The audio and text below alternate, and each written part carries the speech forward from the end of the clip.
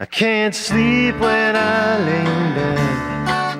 Too much thinking in my head. I don't know what to do anymore. But come on now, tell me the score. Is there anything I can do to get out of these tragic blues? I'm a victim of circumstance. I never really had a chance. I lay down and stare at my feet. You know the world has got me beat. Welcome to today's edition of Mental Health Matter. Today we have Dr. Joseph Deere on the show, and we'll be talking about mental health wellness.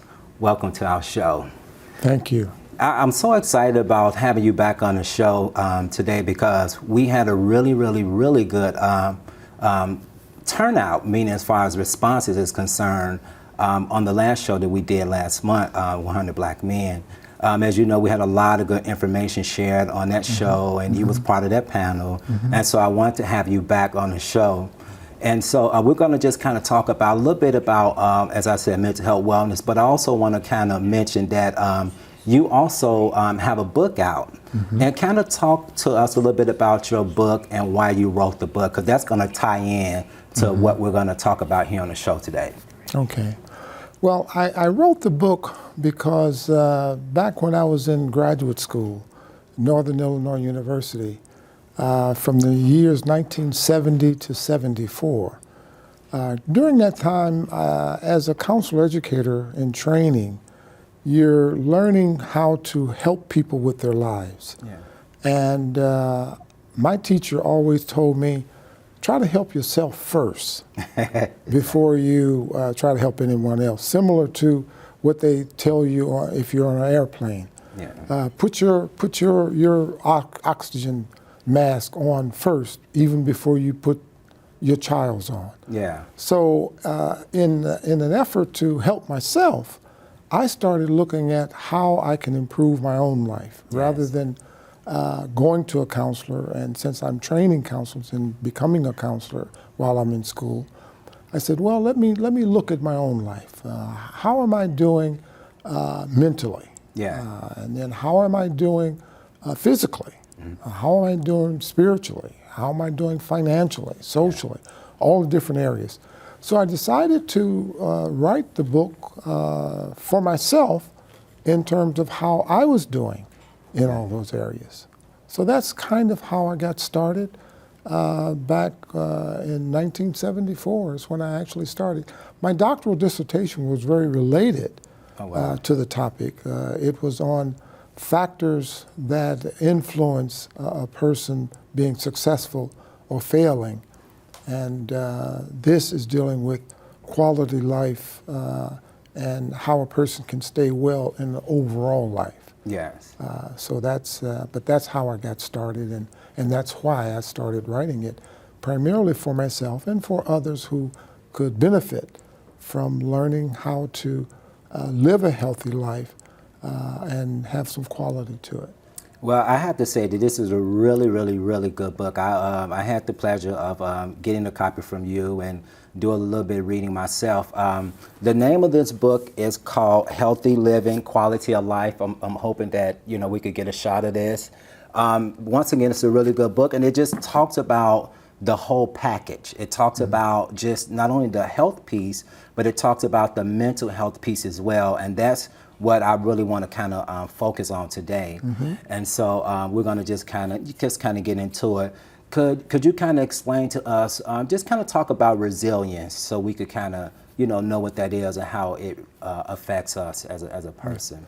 Well, resilience is, and there's a chapter of resilience in the book, and I like to refer to resilience as a component of your life that helps you to bounce back. That's really what resilience means. Yeah. And life will bring you all kinds of issues. Yes. And if you're resilient, you'll bounce back. from the difficulty or the issue or the circumstance or whatever life has brought you. Yeah. And so resilience is not only a bounce back, but I think people who are resilient also have a preventative measure that's a part of resilience. They know how to avoid the strongholds and avoid the problems and avoid things. So resilience is a major, major piece of mental health. Yes, yes. I know in your book you kind of talked about learning how to cope. You know, in that chapter it talked about resilience and learning how to cope and how to really display coping skills in front of like your children. That way, when they see you're going through some type of hardship, they can see that example at home that, okay, my mom, my dad is going through some type of hardship, but they're actually dealing with this not in a way where they're looking or feeling defeated, but they're taking this problem, you know, and they're really being able to push through whatever the problem is. So I think that also was a good point brought out, because our children, for those that have children, you know, we are the role model to them. So if they're seeing that their parents at home is going through, you know, tough times, and they're able to handle it, you know, in a very positive way, then most likely they will pick up those same attributes. But if they see that the parent is having a hard time and they're being defeated in that situation, most likely, you know, not saying that that's an absolute 100%, but, you know, they may end up dealing with it the same way you know, the parent did. Sure. So, you know, kind of talk on that a little bit. Yeah, well, we are product of our environment. Yes. And when you see other people acting a certain way, it's more likely that you will act in a certain way, especially if you're continuously, all through your young ages, all through your youth, and into your teenage years, into young adult. If you are around positive people, and as you mentioned, you're around people who have difficulties, yet manage to not fall apart as a result of it, but learn from it. And try to avoid it the next time. Problems are not always bad. Problems, as a matter of fact, if you don't have problems, you don't learn. So problems are good for learning, but if you don't learn from it, you'll repeat it. And if you continue to repeat it, it becomes a major problem. So now you just said something. Now you just said that problems not always bad.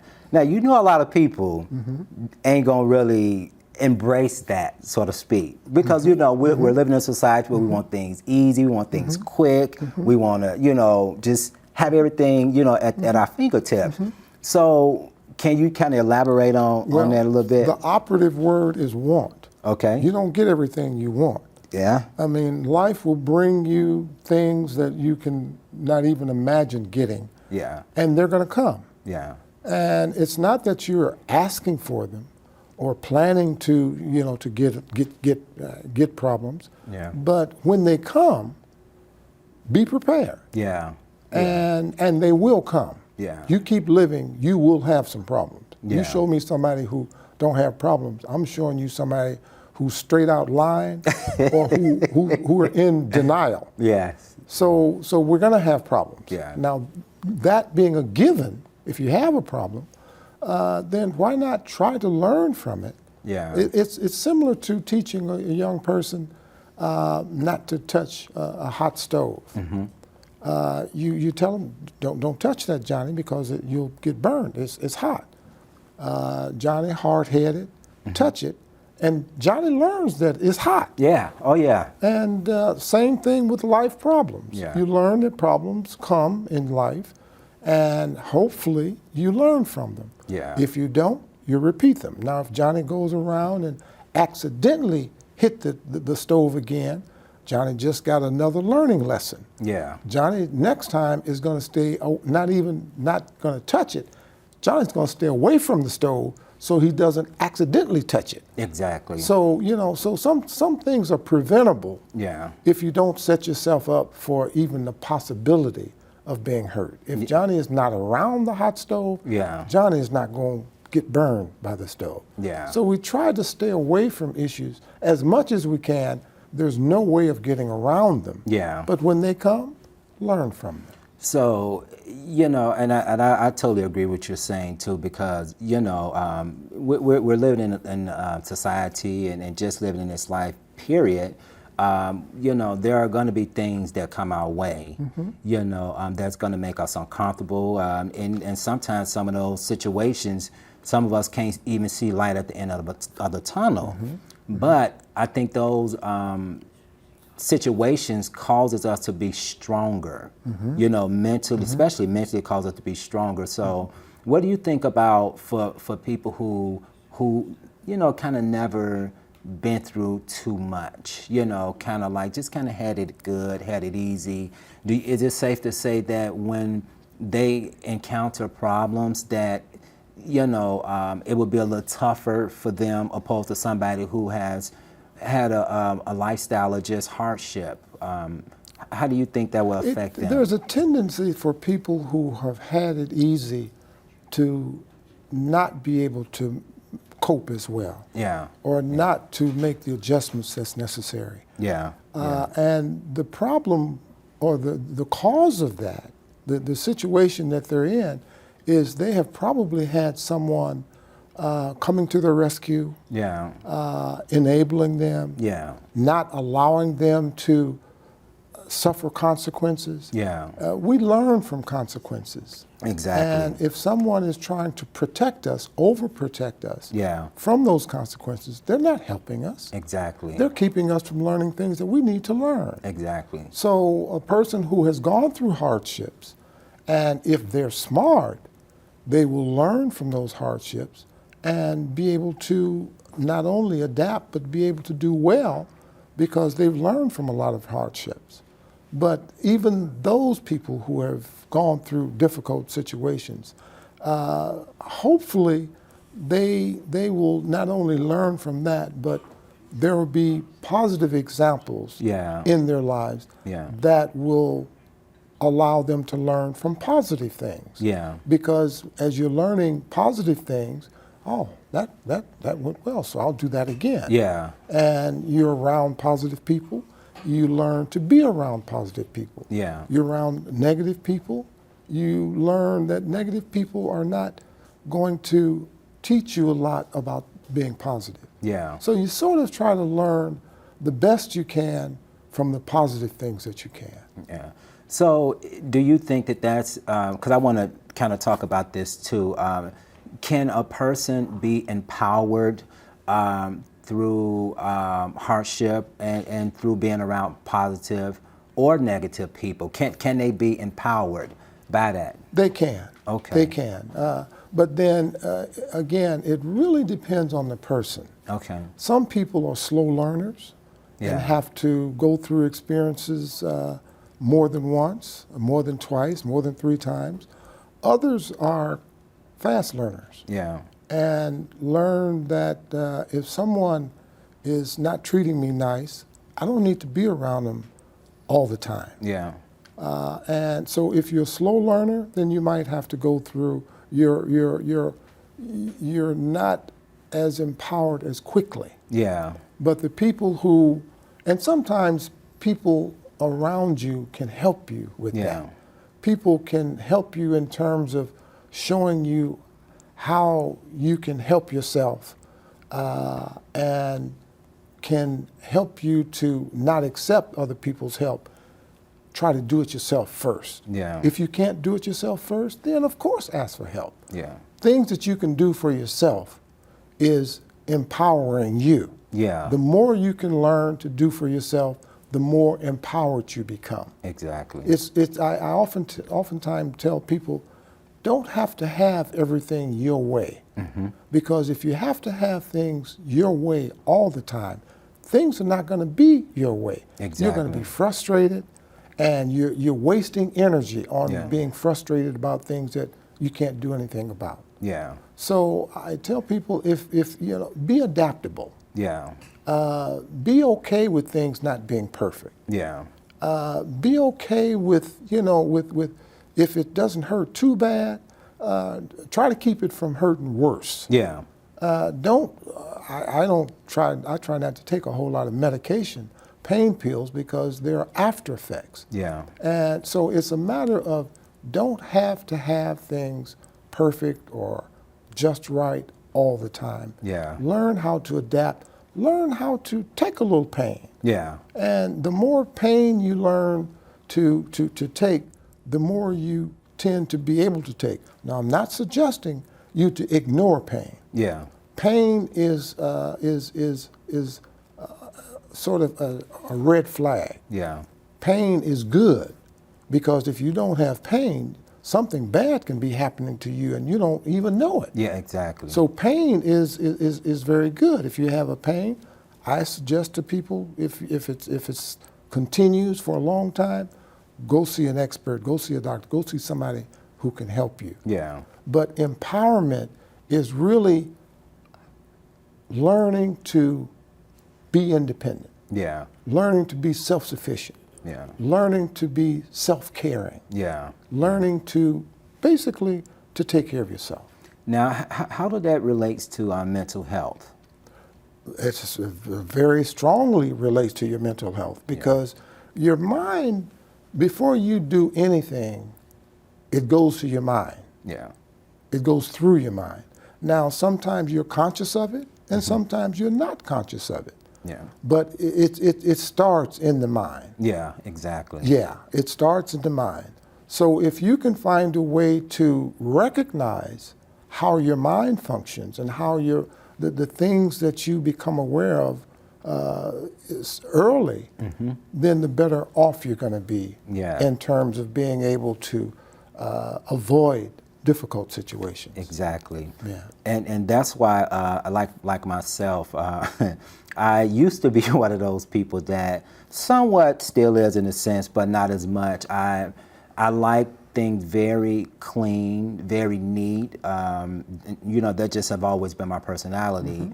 And, over the years, having living with, my cousin or whatever, he is neat, he's clean, but we like things different in a sense. Like, for example, he can clean up, his cleaning up thoroughly is different than my cleaning up thoroughly. He can, for example, we don't use the dishwasher we have, and so he can wash the dishes by hand, and for some reason the water, it just drips all over the countertop, and that would bother me to no end. I'm thinking to myself, like, okay, how hard is it to squeeze a towel out and wipe that out? And so just over the years, I'm kind of going back and forth with him a little bit about certain things. I had to get to a point where, you know what, everything is not going to always be perfect.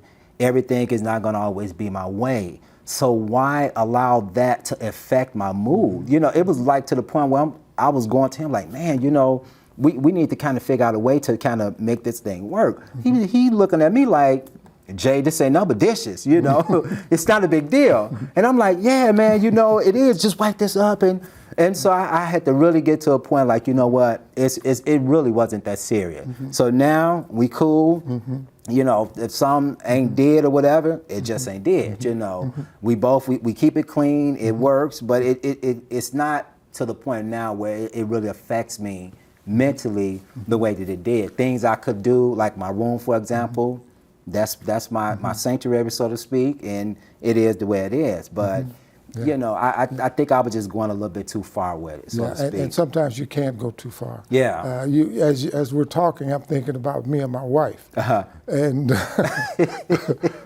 there are some things that you have to just live with. Yeah, exactly. And not make a big deal over. Yeah. And you choose your battles. Exactly. If it's really a big deal, then let it be known that it's really a big deal.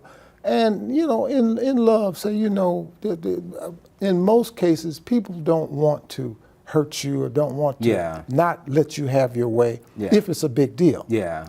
And sometimes it's not a big deal to them. Yeah. But if it's a big deal to you, just try to let them know that that it is a big deal. Yeah. I've learned through living with my wife that we both have our issues. Yeah. There's certain things that she doesn't like, and there's certain things that I don't like. Yeah. And we've learned to live with those things that are not big deals. Yeah. Because it's not worth your peace of mind to get upset and stay upset, because that's a formula for a disaster. Yeah, exactly. And so you don't want.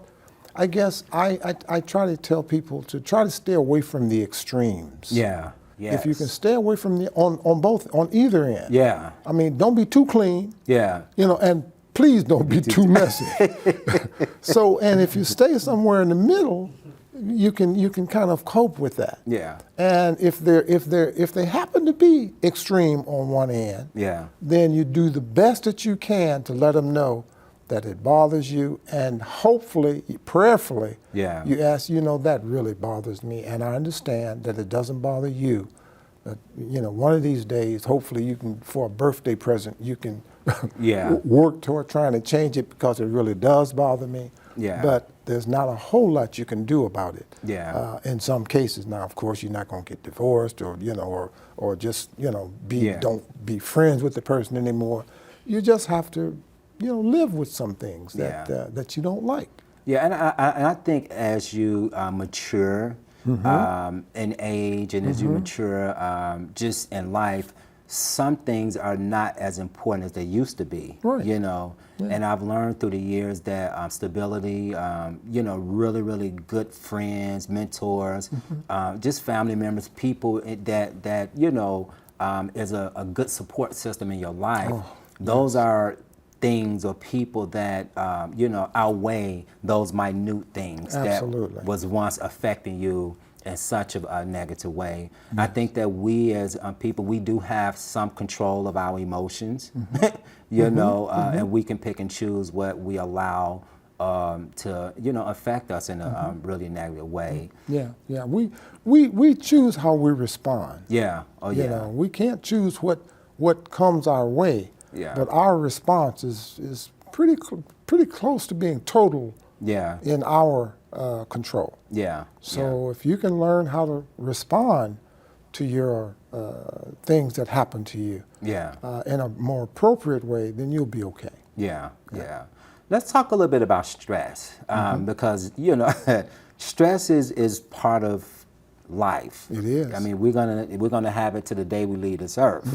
So let's just kind of touch it, because you talked a little bit about that in your book. So I want to kind of talk about that. Stress is good and bad. Okay. There's good stress. Like I was a little bit stressful coming here to talk, but that's good stress because I'm kind of excited. I have adrenaline going. I'm not sitting here just lethargic. So I'm not completely relaxed. Yeah. But I have so good stress is good. Yeah. Because it has the adrenaline moving, and it can get you excited. Yeah. And that's good stress. Yeah. Bad stress will kill you. Yeah. Bad stress is stress that affects your mental, your physical. It affects all parts of your body. Yeah. And it depletes it tears down your immune system. Yeah. And it makes you susceptible to all kinds of things. Yeah. If you're stressful, you're less likely to be pleasant. Yeah. If you're stressful, you're less likely to be, at your strongest. Yeah. Stress is just bad. Yeah. So you try to avoid it, the bad stress. Yeah. You try to avoid it at any cost. And there are ways of avoiding stress. Yeah. As many people will tell you, if you can just find a way of relaxing. Yeah.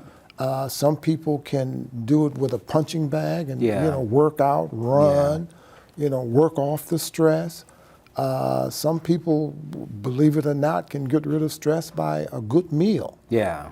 Or sometimes you just go somewhere quiet and try to go to sleep, try to get over it. Yeah. So stress, there are a number of ways of dealing with stress, and life brings on stress that you have to learn to deal with. Yeah. And again, I'm back to those extremes.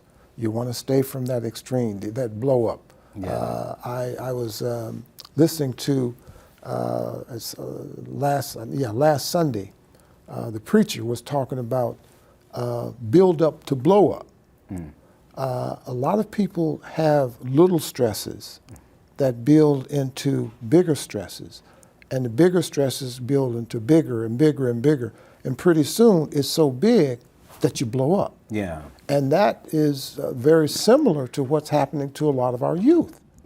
I mean, they're seeing all these, negative things that's happening, especially I'm talking about black youth. Yeah. A lot of negative things that's happening to black, and they're fearful about what's going on, until pretty soon they just blow up and do something stupid. Yeah. Well, see, it started with the little things. Yeah. And so that's what you want to avoid. Learn how to nip it in the bud if you can. Yeah. Otherwise, it's going to become a big. If you go to the doctor tell you prevent things if you can. Yeah, exactly. And catch it early if you can. Yeah. But those things are preventative measures. Yeah. And if you can prevent stress, you're not going to ever prevent it all. Yeah. But do the best you can. Yeah. And I also, think that's important too, because I think sometimes, people don't know how to eliminate stress or avoid stress or even reduce stress. Sometimes, and I can talk about myself, there are times I've been stressful, just in my personal life, and I feel like, in the past, I didn't really handle it in a very positive way, so to speak. Working in this field and just my faith in the Lord, I've learned how to deal with it. It's funny too. We talked about this because I next week I'm gonna get video doing some other stuff for work, and I was talking to the to one of the staff members who's in charge of doing a video and heading up that project, and I was asking her today. I was like, well, which topic do I have to talk about? And she was like, oh, you got to talk about all of them. I'm like, oh my goodness. So within myself, I just felt the stress come on. And then all throughout the day, since me and her had that conversation, this has been on my mind. And I'm thinking like, now why are you overthinking this? You're overthinking it. It's not that big of a deal. There you go. You'll do fine. And, and I'm thinking like that. Here it is later on. I got to go and do a TV show. Yeah. So I'm used to being in front of the camera. And so, but it was just that automatic stress. It just hit me, And so I'm glad I really was able to kind of, do some self-talk and really kind of talk myself down. But a lot of people, just in the moment, they really don't know. Sometimes their communication is not the most, professional or appropriate. And, it's just, all over the place. And so I think that's good that you kind of brought that out, and I'm hoping that somebody watched the program. It could really, help them and stuff. Self-control is critical. I mean, if you don't have any self-control, you're moving your disaster waiting to happen. Yeah. And when I say self-control, I mean when things get stressful, like you said, the best thing you can do is stop. Yeah. Just stop. Yeah. Don't do anything just for 30 seconds. 60, a minute. But just stop and rethink. And usually, if you rethink something, you'll see that it isn't all that bad. Exactly. It isn't the end of the world. Yeah. And then you might come up with something. Well,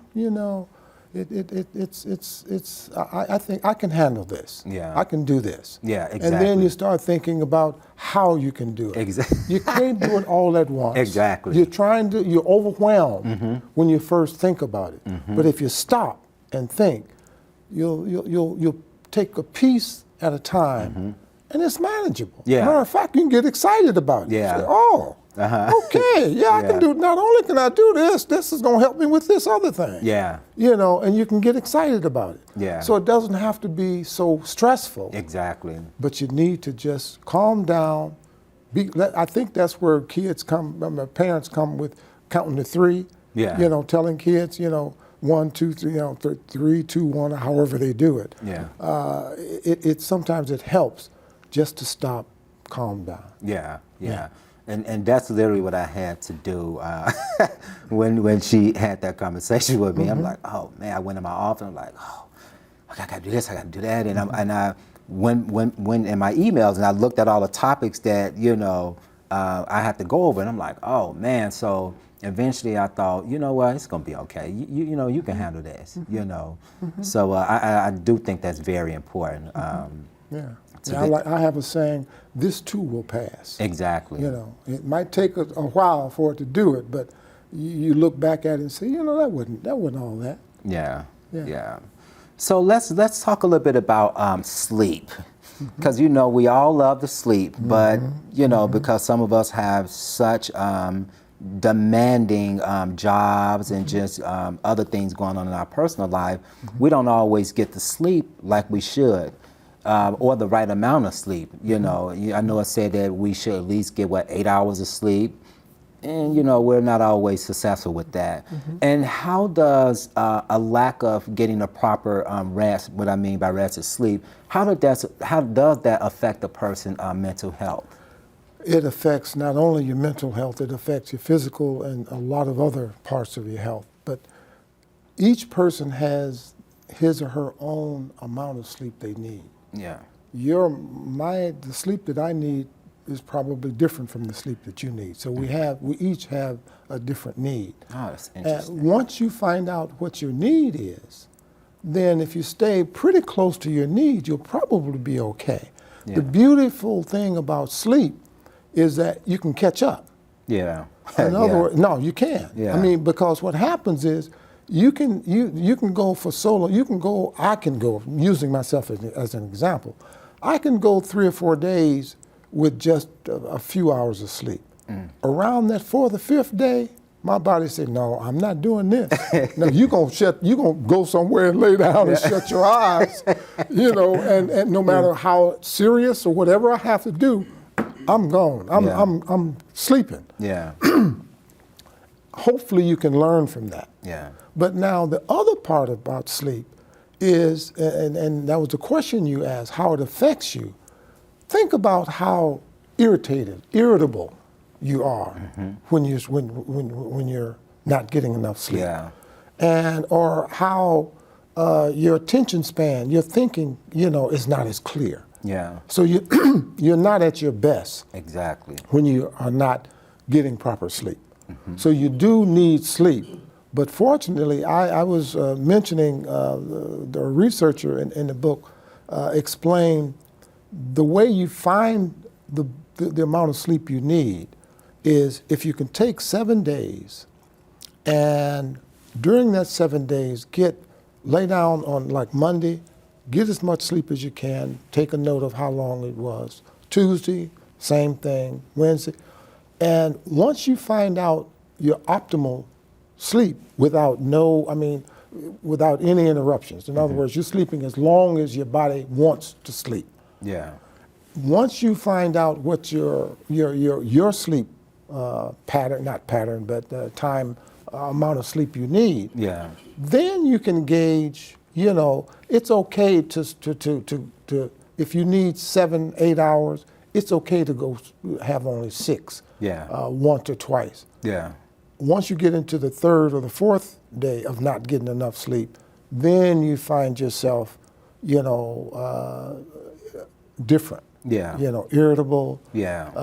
Not thinking correctly, and those kinds of things. So sleep is extremely important, and your body will tell you when you need it. Yeah. When you need to stop and slow down. Another thing that I found, matter of fact, when I was writing this book, the thing that I learned is that sometimes you have to make time. Oh, yeah. And I wouldn't take it away from my sleep. So what I had to do was cut some things out. I had to, you know, take away, and unfortunately I paid a consequence for it, but I took away some time with my family. I took away some fun time that I made, because you have discretionary time that you can play with. Yeah. But if you're working, you have to give those 8 hours. Yeah. You pretty much have to have a sleeping time. You need time to eat. You need time to do certain things. Yeah. But there's a discretionary time that you can play with. Yeah. And once you come up with a schedule that's workable, then usually you can go with that schedule as long as, again, my way of dealing with it is if I can have a project for 6 months or so, I can stay on that project and stay on that schedule for 6 months. After that, I'm going back to a more restful schedule that's going to give me better time. Yeah. And I definitely know that mood disorders are closely associated with a lack of sleep. Yes. You know, I have friends that, you know, if first of all, a lot of them not morning people. They just, you know, they just like to sleep in. You know, but because of work, a lot of them have to get up early in the morning. And me myself, I'm naturally energetic. I can get up, boom, pop up, and ready to get my day started. I don't need coffee. That's just the way I'm made. But a lot of them, if they don't get a lot of sleep or the proper rest that they should, you know, you find that they're cranky. They don't want to be bothered. Don't talk to me until I get my coffee and things like that. And it's funny to me, and I found myself some days, I just sit back in the background, I get to laughing to myself, you know, because I'm thinking like, man, you know, you got control of this, you know. But to them, it has become such a lifestyle, and they got so accustomed to it. This is just like, you know, this is the way it is, you know. Yeah. But I definitely think there's a correlation there. Yeah. Oh, there is. And you know, you mentioned the operative word, lifestyle. Yeah. Even though some people say, well, that's just the way I am. That's the way you are, but lifestyles can change. Yeah, exactly. You know, you can have a habit or a certain way of doing things for a long time. Yeah. But if you try hard over a period of time, and the research says, I think it's like 66 days is an average. If you can do something for 66 days straight, you can basically make that a habit or make that a lifestyle, turn that into a lifestyle. Yeah. But it's getting to those 66 days of doing certain things a certain way that's different from the way you're used to doing it. Yeah. Sometimes it's a challenge, but if you want the different lifestyle or the different habit pattern or whatever, then you'll make the sacrifice. That's true. Yeah. That's true.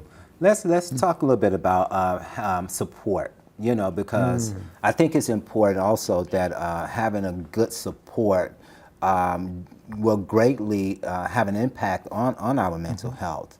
You know, unfortunately, there are a lot of people who don't have a lot of support or who don't have a huge support system. You know, I've been fortunate enough to have, you know, 2 people, you know, that is it's just a godsend that are really, you know, my support system. You know, they're really people that I can really depend on. I can call 3, 4, 5 in the morning. They're there, and overall, they have my best interest in mind. I know that. You know, and sometimes, you know, and I know we're trained as young children growing up that you know, family first.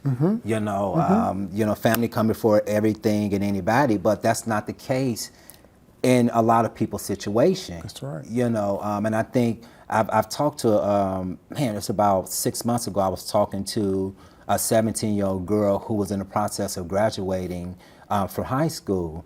And so she was just sharing with me about just her situation, her family, and it wasn't a good situation. You know, she felt as if she didn't really have a good support system with them. There was a lot of alcohol and drug abuse, and she felt as if nobody understood her. She said that they were looking down on her because she wanted to get out the environment and go to college and have a different life for herself. And I mean, she was really, really affected by this.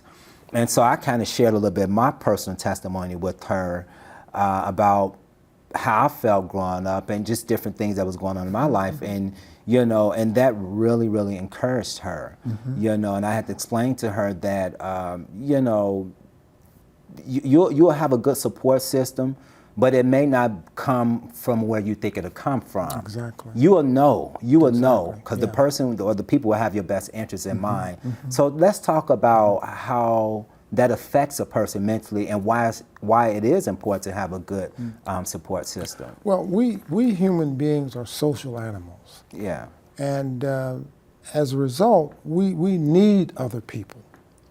And when we can find other people who we can count on and depend on, it becomes so relaxing and calming that it de-stresses you. Yeah. If you get stressed out and you can call somebody and talk to them, or have somebody that you know will listen to you, not judge you, but will actually listen, that is a mechanism that you have now to de-stress you. Yeah. We, right before coming here, every first Monday, me and a group of men from my church, we have a support group. Oh, nice. Support group that's been going on for, I think, 23 years, where we meet the first Monday and have lunch. There were 9 of us this morning. And we just find out how's everything going. You know, how we normally just really just socialize and try to find out what's going on in each other's lives and talk about other things. We literally talk about everything. But it's a support group. Yeah. That people, they are my family away from home. Yeah. And they have my best interest. Yeah. If they know that I'm interested in something, they might call me or email me or text me, say, "Oh, Joe, I heard you say so. Boom, this is some might be of interest to you." Yeah. Or so to have somebody who is supportive of you personally, and you know they're supportive. Yeah. It's just such a calming effect. Something bad happened to you, you can go and have somebody to talk to. Yeah. When you have something good happen to you, you got somebody to celebrate with. Exactly. You know, so it's on both ends. Yeah. Married people live longer largely because they have somebody who they can be around, who literally are their support system. Yeah. Yeah. Family, you mentioned, sometimes your family is not your strongest support system. Oh yeah. I know that. Usually it is in your younger life because you're there and you're sort of forced to be there. Yeah. But once you leave home, they might or might not be your strongest. Yeah. Oftentimes they are. Yeah. But many times they're not. Yeah. And support is so critical. And I mean, the so much research that shows how important a support system is. Yeah. And you know, there's a certain kind of support system that people don't see as support. When you go and volunteer your services somewhere, and people go and you get to meet them and meet new people and you're helping somebody else, they will oftentimes become your support system. Yeah. And the research shows that it's great for your mental health. Yeah. Because all of a sudden you're not thinking about your problems. Yeah. But you're thinking about somebody else's issues and problems. And anytime you can get away from your own problems and be helpful in some way of helping somebody else, the better off you're going to be. Yeah. So support systems are critical. Yeah. And I also know that there are people who, like I'll take my older sister as an example. I know that if I was in Chicago, I know that she will be a better support person for me. But because the demands is on her life, she's married, she got 2 jobs, she got her kids, you know, she's swamped, you know. And so therefore, I know that the demands is on my life now. I know she can't be the support that I would need for her to be. You know, even sometimes I call, and she don't even know this, but sometimes I could be going through some and having a stressful day, and I can call and I may not hear back from her, you know, maybe a couple hours later or the next day. But I know that she mean well. Mm-hmm. You know, I know she loved me. I know that she mean well. But you know, I can call my other two support system, and they on the spot. You know what I'm saying? So, but also, and I only brought that up because there are people I know that may love you, but they don't have the time to be the support that you really need for them to be. And sometimes you don't need 24-hour support. Exactly. I mean, sometimes you just need somebody to, you know, to talk to for a minute. Yeah. Or just to tell something, or to share something with, or whatever.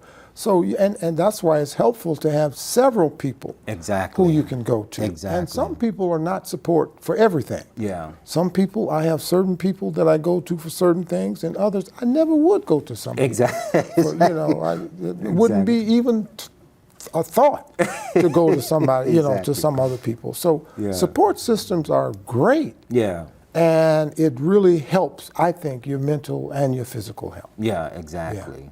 Yeah. You talked about volunteering and how it you know helps a person take their mind off their own problems or issues or whatever. Let's expand a little bit on that, because I do think that that's something that I know for myself personally. I used to volunteer years and years ago. And when I went into this volunteer opportunity, I told myself that, okay, it's only going to be like for 3 or 4 months, you know, but I found myself doing it for maybe like 2 years. And I, you know, stopped volunteering with older adults at that time. And, you know, the client I had, he was an older gentleman. And he ended up eventually passing away, but I really enjoyed just me going to the house. You know, his wife would get him ready for me because, you know, he was a, you know, he needed assistance, you know, getting, you know, ready and dressed. And so his wife, she would get him ready, and he'd just sit on the couch when I come in. That made me feel good. Of course it kept me going back, you know, kept me going back. And before I know it was 2 years, you know, into volunteering. But, you know, it really did help me out a lot, because I looked forward to going and helping this man out, you know. So what's the value in that? Well, again, there's just a warm feeling about helping somebody else. Yeah. Especially if you know they need it. Yeah. And sometimes it doesn't even make a whole lot of difference whether they're appreciated or not. Yeah. Now, the appreciation is, some people say, oh, I'm not going to do that anymore because they don't even appreciate it. Yeah. That's your problem. Yeah. That's not theirs. Yeah. You know, so all you're responsible for is to provide the help. Yeah. Now, whether they accept it or whether they like it or whatever, you know that you've done your job. Yeah. Now, how they receive it, you don't have any responsibility over that. Exactly. You have responsibility over what you're giving. Yeah. And if you're giving it selflessly, without looking for a reward of them being thankful, that's a reward. Yeah. You shouldn't be looking for a reward. If you're giving something without looking for something in return, then how they receive it is that's not your business. Exactly. It's nice if they appreciate it, and of course you like that. Yeah. But you should be giving things, you know, giving without expecting anything in return. Yeah. That's the best. I mean, that volunteering or giving is more fulfilling than if you're expecting something back. I definitely agree. But you know, we live in a society where I know. folks are like, look, I did this for you, I need a favor, and you know, it's kind of, you know, kind of putting that in my IOU book. Yeah. You know, now I did That's this. trading. Exactly. that ain't volunteering. No. Yeah, that's trading. Yes. So we run out of time, but I want to talk a little bit about usefulness of your free time, because I think sometimes we can be so busy that we just don't take time out for ourselves. And as you know, not taking time out for yourself can definitely impact you know, your mental state of mind. So let's talk about that a little bit. If you don't, self-help is so important, especially for people who are caring for other people or just anybody. Yeah. If you're not taking care of yourself, you're not being available, you're not at your strongest to be able to help somebody else. Whereas if I'm taking care of myself, then I'm available now to help you, to help somebody else. Yeah. And the more I take care of myself, the more I have to give. Yeah. And so not only to give, but I'm going to last longer. Exactly. I'm going to be in a more positive mood because I'm not in a real needy position because I'm taking care of myself. Exactly. So self-care is absolutely critical. Yeah. And you know, the one point that I want to really make strongly, because it's connected, everything is connected. Your physical health, your mental health, your social health, your financial health, your spiritual health, your civic health, all of those areas, your professional health, all of those things are connected. Because if one breaks down, many of the others are going to break down. Yeah. And if you're looking at, some people are looking for, you know, they're on work, you're working all the time, making money. They can be making a whole lot of money and their family's falling apart. Making a whole lot of money, their health is falling apart. Making a whole lot of money, they lost all their friends. Yeah. So it all fits together, and it's all a part of you. Yeah. So if you're taking care of yourself in a complete sense, then you're going to be better able to help somebody else. Yeah, I definitely agree with you on that, because I'm one that I definitely take time out for myself, you know, and I had to learn that through the years, you know, that I needed that for myself, you know. For me, I definitely, you know, reading the word for me, praying, that's that, you know, that's for me. Going to the gym, that's another thing that greatly help my mental health. When I don't go, for some reason, I just feel totally off balance, you know. I get my alone time away from everybody. Whether I'm going to the mall, whether I'm going to the movies, whether I'm just driving around, I have to have that for myself, you know, because that helps me to be able to get back. And I find that I do perform better at work. Absolutely. I find myself performing better when I'm just doing things for to help other people, if I'm giving advice, if somebody just need a listening ear. But if I'm not, you know, in tip-top shape myself, mentally or physically, I'm no good to them. Yeah. You know, all of that is very, very important. If you don't take care of yourself, I mean, who else is responsible for taking care of you if it's not yourself? Unless you're a child. Yeah. But once you become an adult, you need to assess all areas of your life. I like that. And look at all parts of your life. Do a self-assessment. Yeah. And find out, where am I? Yeah. You know, and not to take all of it at once, but look at one area that is most important for you at this time. Yeah. Look at it. See if you need to improve it. Is it where you think it should be, where you want it to be? Work on it. Try to do better. Wow, that's powerful, because, you know, I've never thought about that. I mean, of course, I, you know, think about, you know, things in my life that could be improved, things in my life that need to be taken out and so forth, but just assessing the whole situation as far as my life is concerned, I think that is that's good. Well, Dr. Joseph, dear, we've running out of time, but I really appreciate you coming on the show today. It's been a lot of good information shared, and I'm hoping that we've been able to touch on a lot of things that will help other people. And that is it today for our show at Mental Health Matters. If you enjoyed our show today, or even if you like a copy of the DVD, please contact me at area code 916-366-4600. Thank you.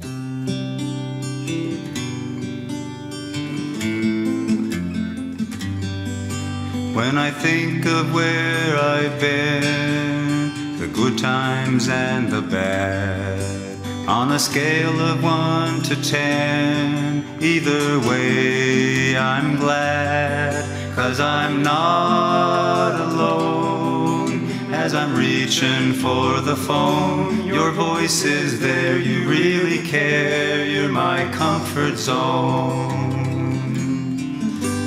Sometimes when I'm lost, crushed beneath the pain, though I can't afford the cost, I just smile and play the game. But there's a healing place where I cannot pretend. Your smiling face, your heart's embrace heals me again. So even when the storm is strong and I'm deaf to my own cry, I faintly hear a distant song, and I simply can't deny that I'm not alone. 10,000 times I've known my best bet is that first step for hope.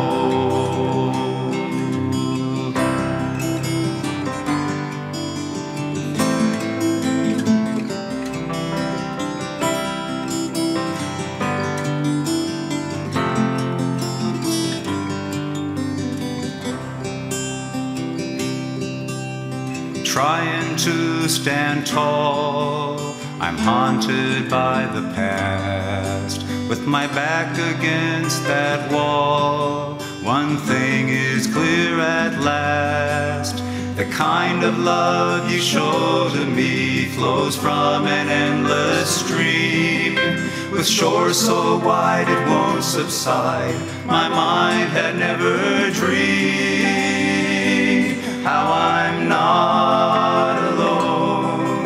Even when I'm on my own, your gentle touch is much too much to let me roll. So even when the storm is strong and I'm deaf to my own cry, I faintly hear a distant song, and I simply can't deny